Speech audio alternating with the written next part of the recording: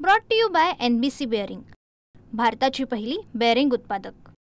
मुंडे साहेबांनी आम्हाला संस्कार दिले। वैभव लोळत असलं तरी काट्याची वाट धरण्याचा वैराग्य सुद्धा मुंडे साहेबांच्या संस्कारांनी आम्हाला दिले। आज या काट्याची वाट धरून प्रत्येक माणसाला आपला वाटणारा माणूस राजकारणात कोणी असेल तर मुंडे साहेब आहेत। जाती धर्माचं राजकारण मुंडे साहेबांनी कधीच केलं नाही।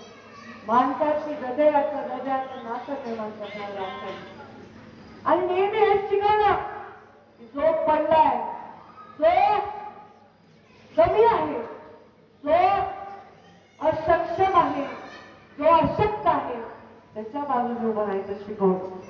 मग त्यावेळी कोणत्याही भूमिकांना धडक द्यायची गरज लागली तर ती द्यायची। आज तुमची लेख आहे, सत्तेत जरी असते तर तुमची पीडा भोगवत नाही। आत्महत्या करणं हे फार पीडा देतं।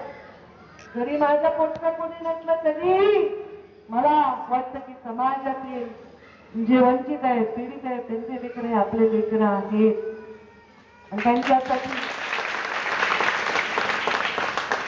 गावातला एक सुपुत्र भरत कराड यांनी आत्महत्या केली आणि ती आत्महत्या त्यांनी एका कारणासाठी केली, आरक्षणाच्या संदर्भामध्ये निराश होऊन केली। या सगळ्या बातम्या मी टीव्हीवर पाहिल्या। त्या दिवशी रात्री, ज्या दिवशी घटना घडली मध्यरात्री, मला कळलं, मी म्हटलं मी याच्या घरी जाऊन भेट देणार आहे।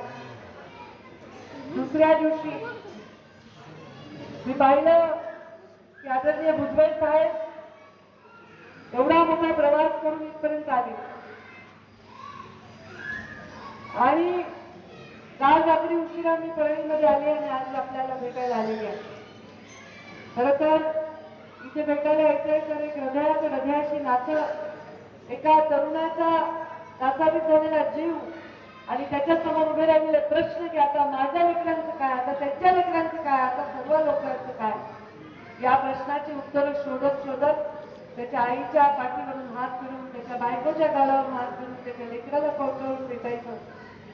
खरं तर मीडियाला काढून यावं म्हणजे हृदयाला बोलता येईल, पण मला माहितच नाही, मी गाडीतून तिथे येईपर्यंत पुन्हा मीडिया आलेलंच आहे, पण ते पण आवश्यक आहे कारण आपलं बोलणं जगापर्यंत जातं।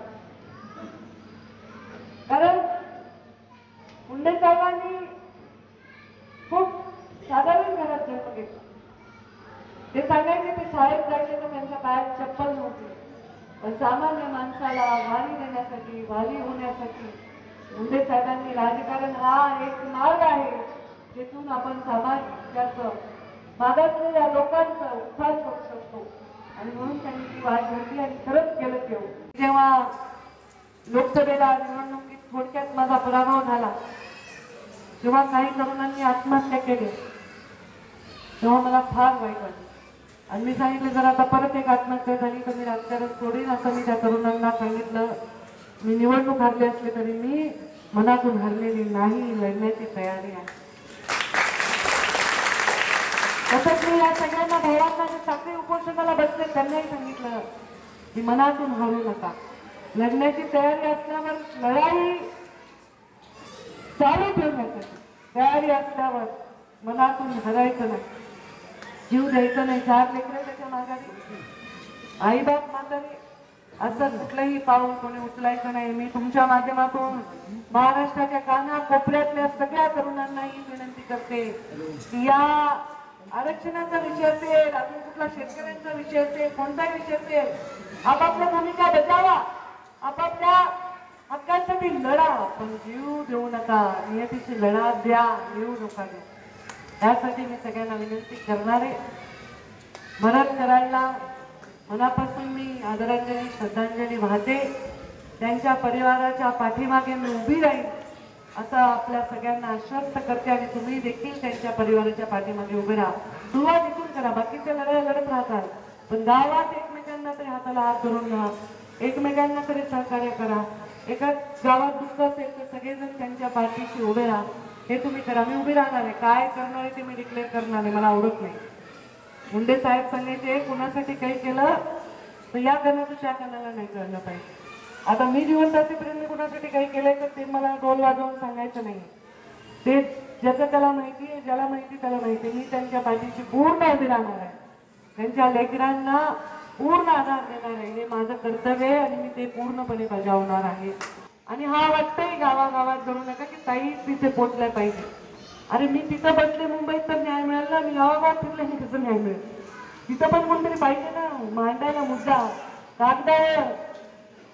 ह्या मुद्दा आता कमिट्या तयार झाल्या, मराठा आरक्षणाची कमिटी आहे, ओबीसीच्या संरक्षणाची कमिटी आहे. या कमिट्या आहेत, एकमेकांची चर्चा करतील, कागदपत्र, न्यायालयीन लढाई, हे सगळ्या लढाई आहेत. या लढ्यासाठी तिथे एक माणूस पाहिजे जो सगळ्यांचा विचार करून योग्य निर्णय घेईल. ते पण आपली भूमिका आहे. तुम्हा सर्वांना विनंती करते, त्यांच्या परिवाराच्या पाठीमागे उभं राहा. एरवी आले असते तर खूप बोलले असते, मनमोकळं बोलले असते, थोडं हसले असते, थोडं रडले असते, थोडं तुमच्याशी गोड 4 गोष्टी केल्या असत्या, गावात गोड जेवण करून पण गेले असते हे तुमच्यासाठी. पण आज प्रसंग असा आहे, मिळाले आहे त्यांना आणि त्यांच्यासारख्या अनेक तरुणांना ज्यांनी आपापल्या ठिकाणी असा निर्णय केलाय, त्यांना श्रद्धांजली द्यायला मी मंगळवारी मुख्यमंत्र्यांची भेट घेणार आहे.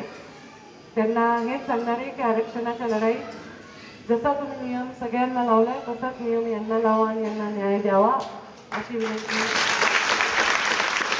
मी त्यांना करणार आहे. आणि ते न्याय देतील हा मला पूर्ण विश्वास आहे आणि त्यांच्यातर्फे हा विश्वास मी व्यक्त करते आणि त्यांच्यातर्फे सहानुभूती देखील व्यक्त करते.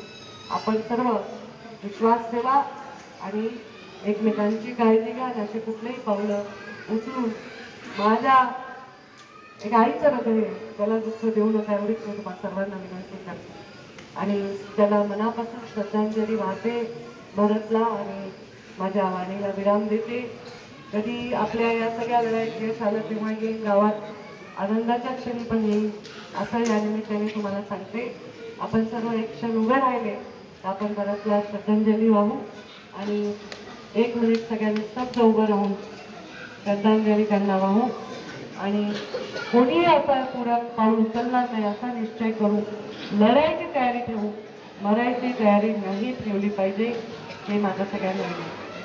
Brought to you by NBC bearing, भारताची पहिली बेअरिंग उत्पादक.